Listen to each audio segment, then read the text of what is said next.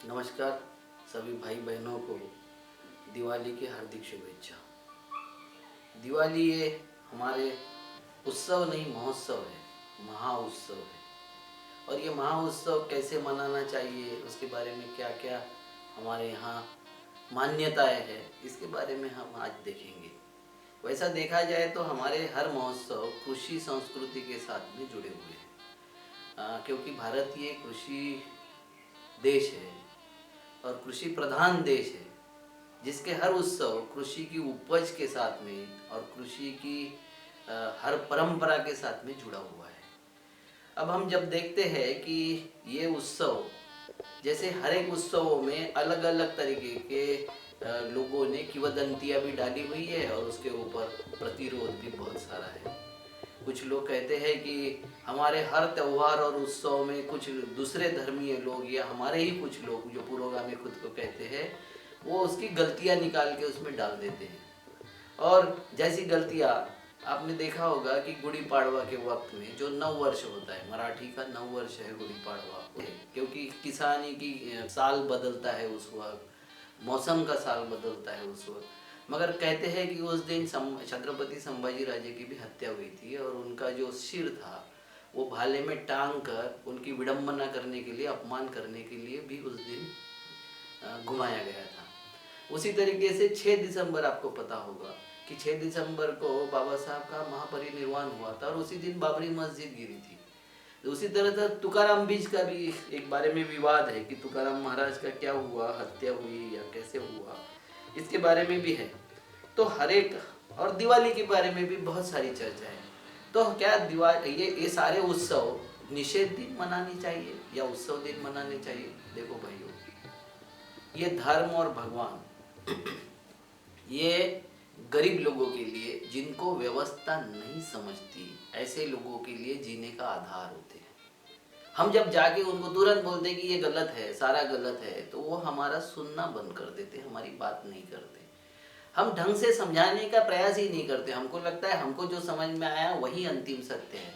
अंतिम सत्य हजारों सालों की परंपरा आपके एक के कहने से कोई छोड़ने वाला नहीं है और छोड़ेगा भी नहीं। क्योंकि आपको पता होगा कि दिवाली के साथ में बृहद्रथ की हत्या से लेके तो राजा उनका जो था पुष्पमित्र शुंग की कपट से लेकर तो सम्राट अशोक तक उसकी आख्यायिका जुड़ी हुई है। कुछ लोग कहते हैं कि राम का नगरागमन हुआ था इसलिए दीपोत्सव मनाया गया है।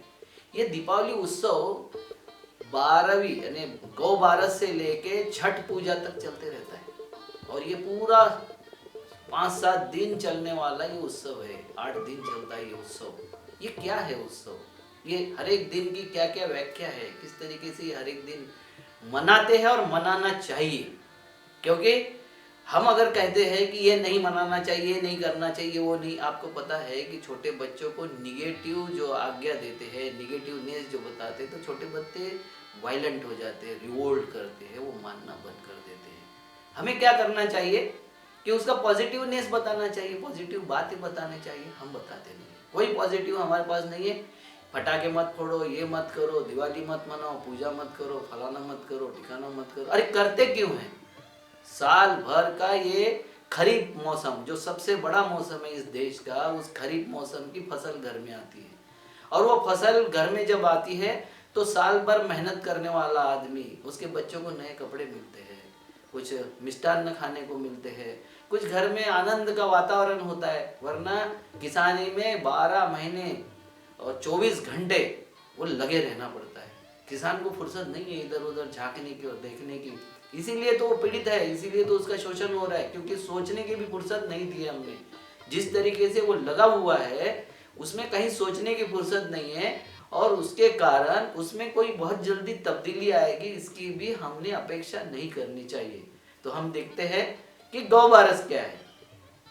तो जब बारिश पड़ती है तो बारिश में जानवरों को कीचड़ में अगर रखे तो जानवर बीमार होते हैं, उनको कई सारी बीमारियां हो जाती है।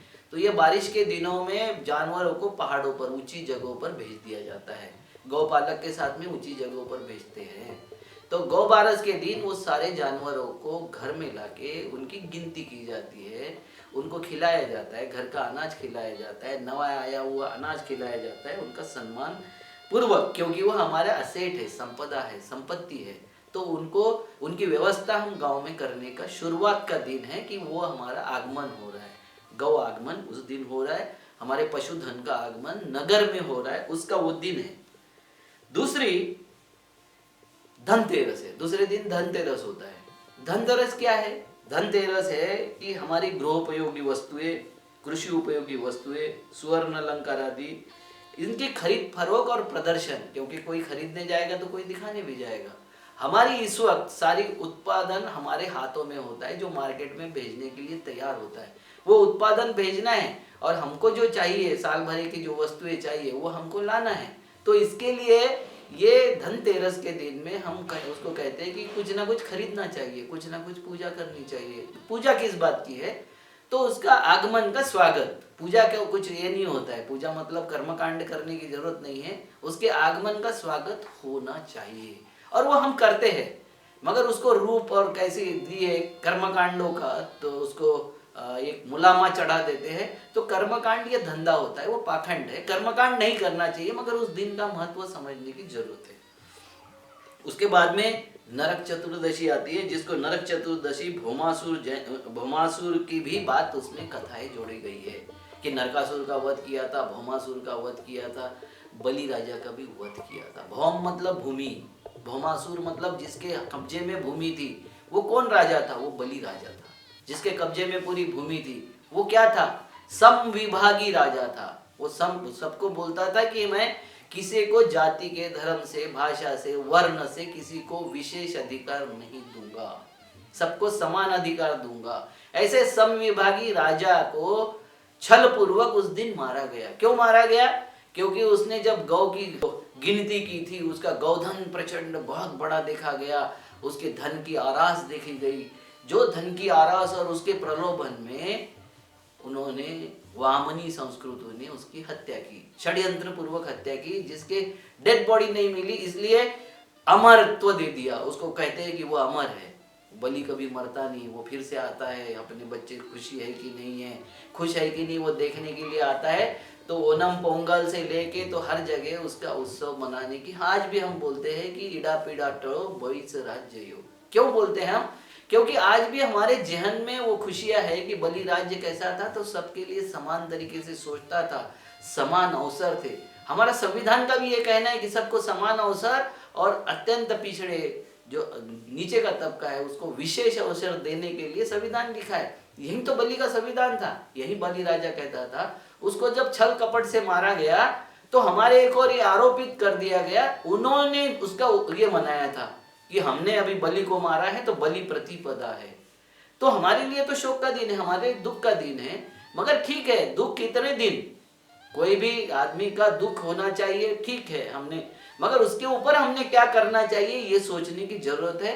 वो हम इसके बाद में मैं बताऊंगा कि हमको क्या करना चाहिए, क्या नहीं करना चाहिए। ये तो सारी दुनिया बता रही है, सब लोग बता रहे हैं क्या करना चाहिए, इसके बारे में भी चर्चा होनी चाहिए। उसके बाद में का दिन होता है लक्ष्मी पूजन का दिवस, जिसको वामन विजय और लूट के प्रदर्शन का विजय दिवस करके मनाते, जिसको हम बोलते लक्ष्मी पूजन। जिस लक्ष्मी को हम लाते खरीद के, उसी लक्ष्मी को हम आराधना करके लक्ष्मी की कामना करते हैं। ये जरा विचित्र नहीं लगता है क्या? विचित्र लगता है। तो उसके बारे में सोचना पड़ेगा कि नहीं सोचना पड़ेगा? क्योंकि जब संस्कृति, जब परिवार पोल्यूट होता है, पानी पोल्यूट होता है, तो हम शुद्ध करते कि नहीं, आरओ में डालते हैं कि नहीं पानी को? तो आरओ में डाल के हम क्या करते हैं, पीने लायक बनाते हैं। वैसे हमारे त्योहार छोड़ दो, बराबर नहीं है, गलत है, ये कहने से चलेगा कि उसको प्यूरिफाइड करना पड़ेगा। हमारे हर त्योहार को, हर उत्सव को प्यूरिफाइड करना पड़ेगा, क्योंकि उत्सवों के बिना हम जी नहीं सकते, ये सत्यता है। जैसे प्रकाश वर्ष करके सिख धर्मीय मनाते हैं, वैसे अन्य कई धर्मीय कई दिनों को, कई प्रांतीय उसको उत्सव के तरीके से मनाते हैं। और हम बोले कि ये सब बंद कर दो, तो बंद कर दो तो फिर करे क्या? क्योंकि आदमी के जीवन में जितना दुख है वो तो कहीं ना कहीं उत्सव के रूप में सुख मनाने का प्रयास करेगा। उसके बाद में बलि प्रतिपदा। बलि प्रतिपदा को क्या हुआ मैं आपको बताता हूँ कि सतना रीवा जैसा कुछ ऐसा इलाका है जहाँ अभी भी वामनी संस्कृति का टच ज्यादा नहीं हुआ। बलि प्रदा के दिन शोक मनाया जाता है, घर से कोई बाहर नहीं निकलता, बच्चों को बाहर नहीं निकलने देते। क्या हुआ था उस दिन? उस दिन बलिराजा की जो हत्या हुई थी, उसका जो लूटा हुआ था माल, उसका जो उन्होंने डिस्प्ले कर दिया था, उसका प्रदर्शन कर दिया था, मगर बलि प्रतिपदा के दिन समझ में आ गया था उन लोगों को, हमारे लोगों को, कि राजा बलि की छल कपट से हत्या कर दी गई है, क्योंकि बलि राजा हमको दिखाई नहीं दिया 3 दिनों से। तो ऐसे वक्त में वो क्या करते हैं, वामनी संप्रदाय वाले लोग क्या करते हैं, तो गोबर का बलि बनाते हैं और इसका पेट फाड़ते हैं, उसमें पटाखा फोड़ते हैं। ये क्यों करते हैं? क्योंकि उन्होंने मारा था ना उसको, वो भमासुर को मारा था, नरकासुर को मारा था, उनको मारा था। ये हमारे थे, ये हमारे राजा थे। भौमासुर मतलब भूमि का राजा, नरकासुर मतलब उसको नाम अपमानित करने के लिए जो दिया गया होगा, असुर बना दिया होगा वो, और बलि राजा मतलब हमारा राजा, हमको जो समान अधिकार देने वाला राजा, उसके हत्या का वो निश्चित ही होने का दिन था, तो उसमें हम शोक मनाते हैं। अब हमें क्या करना चाहिए इसके बारे में हम सोचेंगे। उसके बाद में आता है भाई दूज। ये भाई दूज क्या है? जब ये लूटा गया, संपत्ति लूटी गई, गौधन लूटा गया, और उसकी राजा का मरने का समाचार भी हमारे पास में पहुंच गया। ये समाचार जब पहुंचा तो फिर हम डिमोरलाइज हो गए, हम एकदम भयचकित हो गए कि ये क्या हो रहा है, क्योंकि हमको नेतृत्व नहीं बचा था। ऐसे कंडीशन में उन्होंने इतनी अतिरेक किया कि हमारी माँ बहनों पर हाथ डालने का प्रयास किया। ऐसे वक्त में हमारे सारे नौजवान खड़े हो गए हथियार लेके कि हम अपनी बहन की रक्षा करेंगे, हम हमारी माँ की रक्षा करेंगे। उसके इसमें मनाया जाता है ये भाई दूज का, कि रक्षा करेंगे हम बहन की, वो समझना चाहिए। उसके बाद में पंचमी मनाई जाती है। पंचमी में जो कोई बची खुची संपदा हमारे पास में थी, वो संपदा हमने इकट्ठा की और फिर उसको गिनना शुरू किया, वो पंचमी का दिन है। और छठ पूजा मतलब सूर्य की आराधना, निसर्ग की पूजा, क्योंकि हम निसर्ग पूजक लोग हैं। तो ये छठ पूजा में ये पर्व समाप्त होता है। दिवाली का पर्व ये छठ पूजा में तक रहता है और उसमें समाप्त होता है। अब हमें क्या करना चाहिए? हर इसमें विवाद करना चाहिए, हर चीज में विवाद निकालना चाहिए। ये मत करो, फटाके मत फोड़ो, फलाना मत करो। भाई साल भर मेहनत करने के बाद में जैसा ईद होता है कि साल भर कपड़े नहीं लिए तो चलेगा, मगर ईद के वक्त कितना भी गरीब आदमी हो बच्चों को कपड़े देने का प्रयास करता है। जिनके लिए रोज दिवाली हो उनके लिए कोई बात नहीं भाई, जो रोज मिष्टान्न खा सकते उनके लिए कोई बात नहीं है, मगर जो नहीं खा सकते उनको त्योहार के हिसाब से, वो दिन विशेष के कारण घर में कुछ भी करके बना के अपने बच्चों को खिलाने का जो परंपरा हमारे देश में है, वो परंपरा को तोड़ोगे तो फिर उनके लिए क्या रहेगा? उनको भी तो जीना है ना। उनके लिए जीने का आधार क्या है?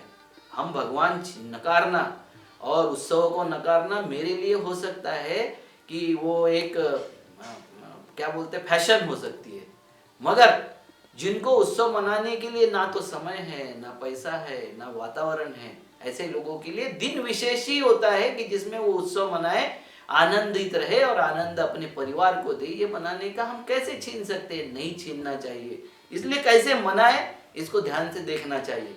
तो क्या हम हमारा दीपोत्सव किसानों के साथ में, किसानों के खुशी के लिए कैसे मना सकते हैं, किस तरीके से मना सकते हैं और किस तरीके से मनाना चाहिए, इसका मैं थोड़ा सा आपको बताने का प्रयास करता हूँ। इसमें सुधार आमंत्रित है, हर एक ने अपने अपने तरीके से इसमें सुधार करना चाहिए, मगर थोड़ा सा इस तरीके से सोचना चाहिए। हर जगह पर हिंदू धर्म हो या हमारा भगवान हो या किसी भी धर्म को प्रताड़ित करने की जरूरत नहीं है, उसमें अच्छाई ग्रहण करने की जरूरत है।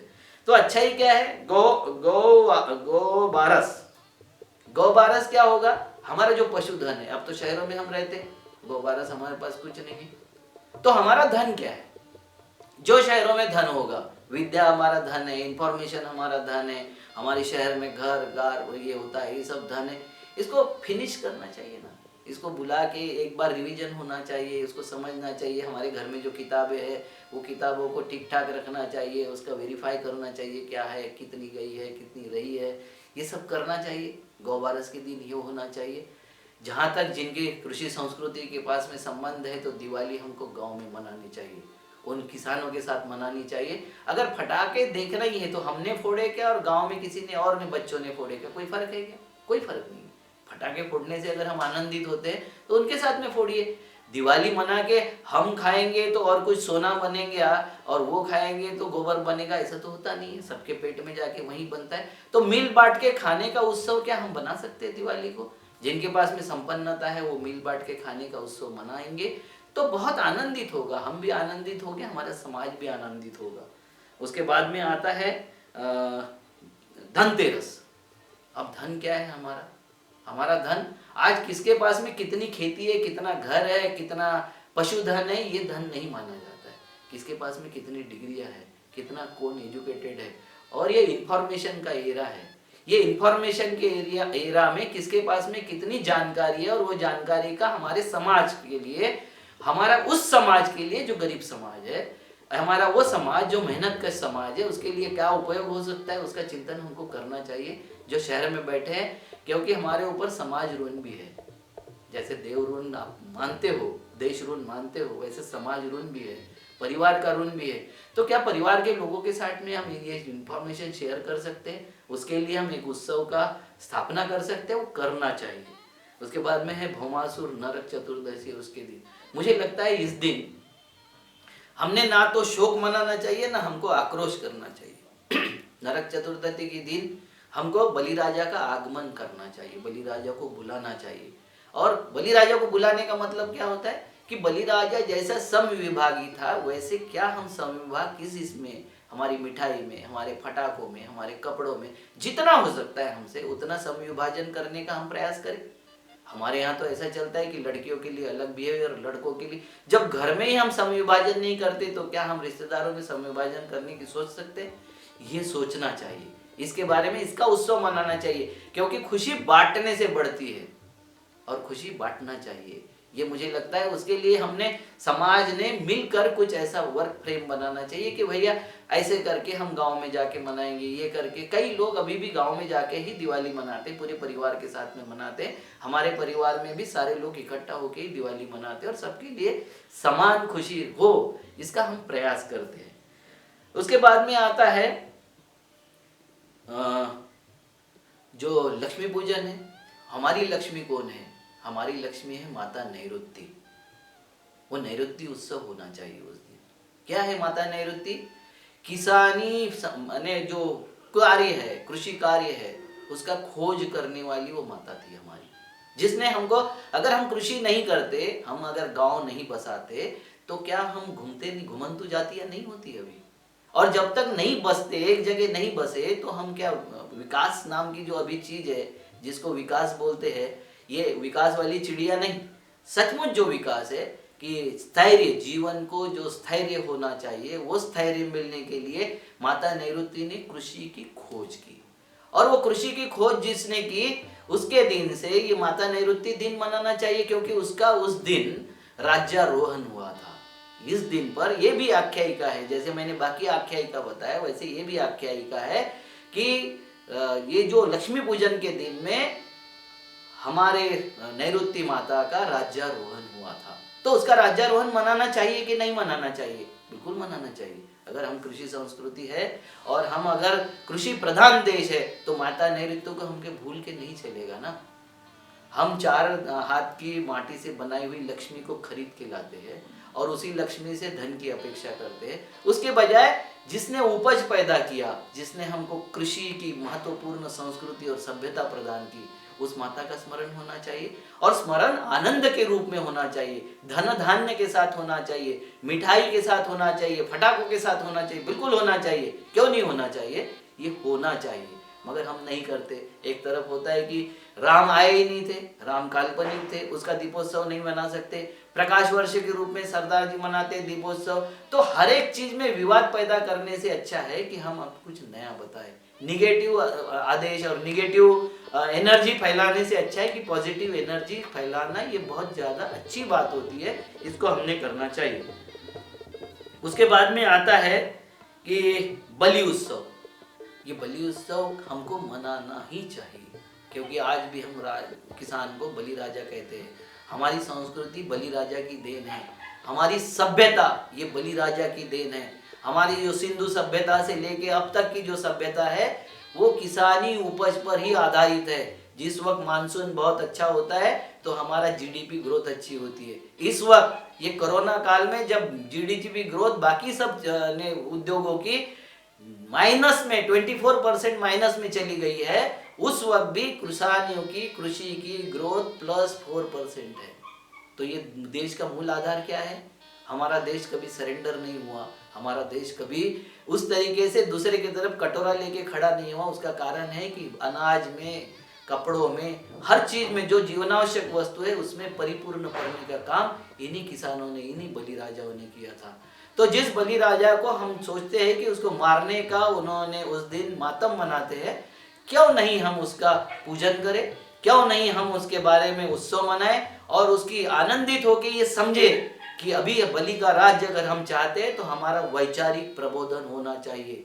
बलिराज के इस दिन, इस बलि उत्सव के दिन हमको हर जगह वैचारिक प्रबोधन करना चाहिए। हमारे जो लोग हैं, जो बोलने लायक है, जो समझने लायक है, शिक्षा लायक है, उनको इसके बारे में पढ़ना चाहिए, इतिहास को पढ़ना चाहिए, खोज करनी चाहिए। और उस दिन हमारी लोकतांत्रिक व्यवस्था कैसे आगे बढ़े, हमारी संवैधानिक व्यवस्था कैसे आगे बढ़े, संविधान की कौन सी आवश्यकताएं हमको है, कौन से संविधान की कलम हमको मजबूती देती है और कौन से कलमों की वजह से हमारा शोषण हो रहा है, इसके बारे में हमको चर्चा करनी चाहिए। चर्चा से ही सारे सवाल सॉल्व होंगे, हमारे जो दुश्मनियां है वो समाप्त होगी। अगर हम चर्चा नहीं करेंगे तो बैलों जैसे हम खटते रहेंगे, भेड़ बकरियों जैसे चरते रहेंगे, कुछ नहीं होगा। हमारे जीवन में अगर सुधार करना है तो हमारा वैचारिक प्रबोधन बहुत आवश्यक है और वैचारिक प्रबोधन के बाद चिंतन बहुत आवश्यक है। तो मैं ये अभी करने का प्रयास करता हूँ कि बलि उत्सव के दिन वो चीज की जाए। अब रही भाई दूज की बात, तो बहनों की रक्षा तो करनी ही होगी, परिवार की रक्षा तो करनी ही होगी। हमारे देश में मातृ उत्सव मनाने की परंपरा है, दुर्गा उत्सव, दुर्गा पूजन, नवरात्रि पूजन, मतलब कम से कम 100 दिन हम तो मातृ पूजन करते। और जिस देश में 100 दिन मातृ पूजन होता है उसी देश में सबसे ज्यादा बलात्कार भी होते हैं। ये कैसी हमारी मातृ पूजा है? हमारा मातृसत्ताक जो था उसको पितृसत्ताक ने अपहरित कर लिया और खाली महिलाएं भोग की वस्तु रह गई है, भगा के ले जाने की वस्तु रह गई है, अपमानित करने की वस्तु रह गई है। तो हम ये प्रण ले भाई दूज के दिन कि बहन किसी की भी हो बहन है, माँ किसी की भी हो माँ है, पत्नी किसी की भी हो पत्नी है, उसको वो दर्जा देने के लिए, उसकी रक्षा करने के लिए हम सब कटिबद्ध हो। उस दिन हम ये सोचे कि इनकी रक्षा करना ये हमारा दायित्व है, ये हमारा कर्तृत्व है और ये हमारी शान है, सभ्यता है और संस्कृति भी है। ये सोच के हमको उसको मनाना चाहिए। उसके बाद में आती पंचमी। पंचमी के दिन जो बचे खुचे लोग हैं, जिन्होंने उस दिन काम में लगे होते हैं, जो लोग फूल बनाते हैं, फूल बेचते हैं, कुछ मूर्तियां बेचते हैं, कुछ और बेचते हैं, कागज बेचते हैं, पटाखे बेचते हैं, उस दिन तो दिवाली नहीं मनाते हो, तो पंचमी के दिन दिवाली मनाते, उनके उत्सव में हमको शामिल होना चाहिए। जो मेहनत कश तबका है उनके उत्सव में भी हमको बढ़ चढ़ के शामिल होना चाहिए, उनको जितनी हो सकती है मदद करनी चाहिए, नहीं हो सकती तो फिजिकली उनके साथ में खड़े होके मनाना चाहिए। और रहा अंतिम दिन छठ पूजा, वो तो हर जगह, बिहार में हो, पूर्वांचल में हो, जहाँ जहाँ वो पूर्वांचल वाली सभ्यता फैली होगी वहाँ हर जगह सूर्य पूजा की जाती है। सूर्य पूजा सूर्यास्त से शुरू होकर सूर्योदय पर समाप्त होती है। और ये सूर्य पूजा किस बात की होती है? नए फसल की होती है। सूर्य पूजा किस बात की होती है? उगते और डूबते हुए सूरज की होती है, दोनों तरह की होती है। तो नेचर पूजा तो हम करना ही चाहिए और करते हैं। छठ पूजा में बहुत ज्यादा पोल्यूशन नहीं हुआ, बहुत ज्यादा इंटरफेरेंस नहीं हुआ, क्योंकि छठ पूजा में कोई कर्मकांड नहीं आ सका, छठ पूजा का धंधा नहीं हो सका, इसलिए बहुत ज्यादा उसमें पोल्यूटेड नहीं हुआ। तो छठ पूजा ये नेचर की पूजा है, सूरज की पूजा है, क्योंकि हम सूर्य पुत्र है सब। ये हमारा जो पृथ्वी है सूर्य से पैदा हुई है, ये ब्रह्मांड जो पैदा हुआ है हमारा, तो ये ब्रह्मांड पैदा होने की जो प्रोसेस है वो अलग है। और सूर्य से हमारा जो हमारे ग्रह है उस तारे से पैदा हुए थे। तो हम भी सूर्य के पुत्र है, सूर्य के अंश है, सूर्य की हर घटना का हमारे जीवन पर प्रभाव पड़ता है। तो सूर्य उपासना ये बहुत जरूरी है। वो कैसी करनी चाहिए, किस तरीके से सूर्य उपासना होनी चाहिए? क्या सूर्य नमस्कार डाल के ही सूर्य पूजा होगी? पूजा करके नदी के किनारे जाके सूर्य पूजा होगी? या सूर्य की हम और तरीके से आराधना कर सकते हैं? क्या हम आराधना का मतलब फिर कर्मकांड नहीं होगा। आराधना का मतलब होता है कि सनलाइट का हम क्या उपयोग कर सकते हैं, हमारे आरोग्य के लिए क्या उपयोग कर सकते हैं, हमारा धन बचाने के लिए हम क्या उपयोग कर सकते हैं, इसके बारे में सोचना भी चाहिए। और जिसने रिसर्च किया है सोलार के बारे में, जिसने भी रिसर्च किया है, वो रिसर्च को लोगों को समझाने का काम इस दिन होना चाहिए। खाली कोई भी दिन कर्मकांडों से बाहर निकलने का नहीं होना चाहिए। कर्मकांडों से बाहर निकलने का मतलब क्या है कि हम अंधभक्ति नहीं करेंगे, हम ऐसी पूजा नहीं करेंगे जिसमें धन का व्यय होता हो, हम ऐसी कोई पूजा नहीं करेंगे कि जिसमें हम जो अदृश्य है उससे कुछ मांगने का प्रयास किए। देखो, अदृश्य शक्ति उनके लिए बहुत अच्छी बात है जिनको वर्तमान दृश्य व्यवस्था की समझ नहीं होती। उनको अदृश्य से मांगने का उनका जीने का सहारा होता है। अगर वो अदृश्य से नहीं मांगेंगे तो दृश्य की व्यवस्था उनके समझ में नहीं आती, तो जीने का आधार है। जैसे कार्ल मार्क्स ने कहा था कि धर्म ये अफीम है, अफीम की गोली है, मगर दूसरा ही वाक्य था उनका कि वो अंधे के हाथ की लाठी भी है। जब तक हम लाठियां नहीं देते अंधे को या दृष्टि नहीं देते, जब तक लाठी छीनने का अधिकार किसी को भी नहीं है। तो हम लाठियां न छीने, हम ऐसी बात न करें कि जिससे समाज ही रिवोल्ट कर जाए या फिर हमारी बात सुनना बंद कर दे। ऐसा कोई काम हमें नहीं करना चाहिए। हम पढ़ लिख गए इसका मतलब सारे बातों को, सारी परंपराओं को नकार देना ये नहीं हो सकता है। तो परंपराओं में अच्छे की खोज, ये भी हमारा काम हो सकता है। मैं शुरुआत में जब बोलता था तो मैं सारे भगवानों को, सारे हमारे परंपराओं को नकारता था। एक बुजुर्ग ने मुझे समझाया था कि भाई, ये वर्तमान काल ऐसा है कि पिताजी की गलती हो जाए, माताजी की गलती हो जाए तो आप तुरंत बोल देते हो। हमारे समय तो बोलते नहीं थे हम, मगर अभी बोलते हो आप लोग ना। तो आपको बुराई तो आपने सब ढूंढ लिया, अपने धर्म की बुराई ढूंढ लिए, धर्म ग्रंथों की बुराई ढूंढ लिए, भगवानों की बुराई ढूंढ लिए, मगर कुछ तो रहा होगा ना कि वर्तमान समय में भी उनको हम आराध्य मानते हैं, उनका हम पूजन करते हैं, तो उनमें कुछ अच्छा ही रही होगी। वो अच्छा ही क्यों नहीं ढूंढते। हमारी संस्कृति, सभ्यता और परिवारों में, उत्सवों में खामियां ढूंढ के सुधार नहीं होगा। उसमें अच्छा ही जो है वो ढूंढना पड़ेगा। हम हर जगह अगर बुराई ढूंढते रहेंगे तो बुराई तो सारा जग भरा हुआ है। क्या हमें आनंदित होने का अधिकार नहीं है? क्या हमारे लोगों को आनंदित होने का अधिकार नहीं है? मगर वो आनंद के बारे में सोचना चाहिए और आनंद में हमारी लूट ना हो, हमको कोई लूट खसोट ना करे हमारी, ये सोचने की जरूरत है। उत्सव में बाधा डालने की जरूरत नहीं, इतना ही मैं कहता हूँ। और इसके बाद में बारे में सारे जितने विचार हैं लोगों के, उसमें इम्प्रूव करना चाहिए, क्योंकि हमारी संस्कृति आगे बढ़ने का नाम है। वहाँ एक ही जगह रह के पुराना जो कुछ था वही सही था और आगे कुछ नहीं होगा, ऐसी हमारी सभ्यता भी नहीं है भारत की, और संस्कृति भी नहीं है। तो हमारा ऐसा धर्म भी नहीं हो सकता और ऐसे त्यौहार और उत्सव भी नहीं हो सकते। हमें आगे बढ़ना चाहिए, उसमें सुधार करना चाहिए। हमें भी आनंदित होने का अधिकार है और सबको आनंदित करने का भी अधिकार हमको है। वो करने के लिए जो कुछ हो सकता है हमें करना चाहिए। दिवाली की आपको सबको बधाई। ये पर्व आपके जीवन में सुख, संतोष और खुशियाँ लेके आए और नए प्रबोधन का दीप लेकर आए। अत्त दीपो भव। नमस्कार, राम राम।